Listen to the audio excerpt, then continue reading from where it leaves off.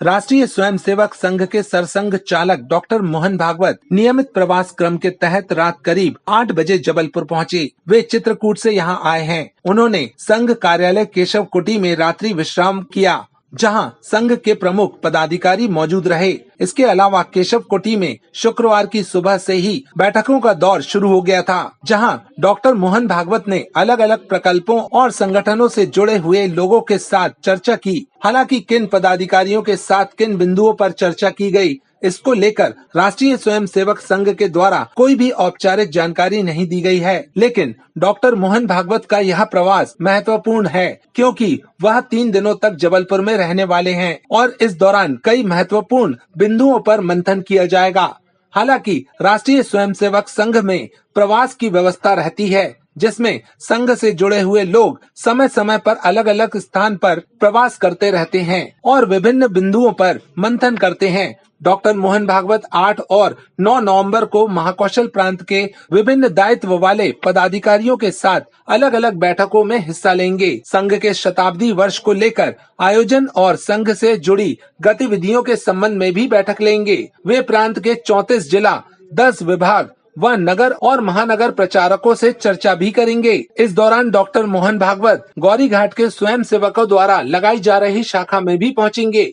सरसंघ चालक मोहन भागवत का जबलपुर आगमन हुआ है और वे रात को लगभग 8 बजे उनका जबलपुर आना हुआ था और 10 तारीख तक जानकारी है कि वे जबलपुर में रहेंगे और आरएसएस के अलग अलग कार्यक्रमों में शामिल रहेंगे। क्योंकि कोई विशेष प्रयोजन नहीं था उनके जबलपुर आने का, लेकिन आरएसएस में जो एक व्यवस्था है कि लगातार भ्रमण चलता रहता है, प्रवास चलता रहता है और प्रवास के दौरान डॉक्टर मोहन भागवत का जबलपुर आगमन हुआ। इसके पहले वे चित्रकूट में थे। चित्रकूट में रामकिंकर जी महाराज का शताब्दी समारोह था, इसमें वे शामिल हुए थे और उसके बाद अब जबलपुर आना हुआ।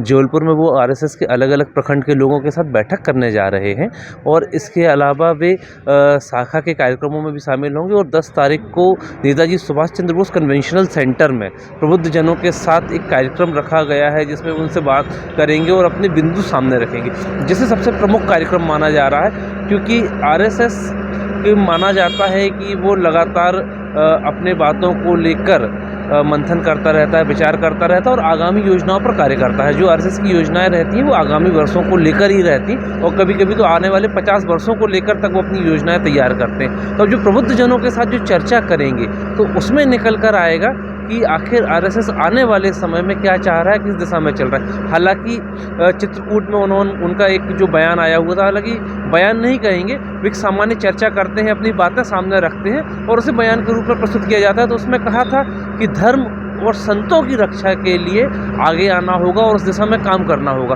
तो मान के चला जा रहा है कि इसी लाइन पर आने वाले समय में धर्म की रक्षा के लिए, जो कि हमारे वेदों में भी लिखा हुआ धर्मो रक्षति रक्षिता, इसी लाइन पर आरएसएस आगे चलेगा और काम करेगा। और मोहन भागवत जो 10 तारीख को प्रबुद्ध जनों के बीच में चर्चा करेंगे तो वो बयान भी बड़ा महत्वपूर्ण होगा। और अब 3 दिनों तक वे जबलपुर में हैं तो देखना होगा कि वे किन कार्यक्रमों में शामिल होते हैं और किन बिंदुओं पर अपनी बात रखते हैं। कैमरामैन हंसराज के साथ अजय पांडे, यश भारत।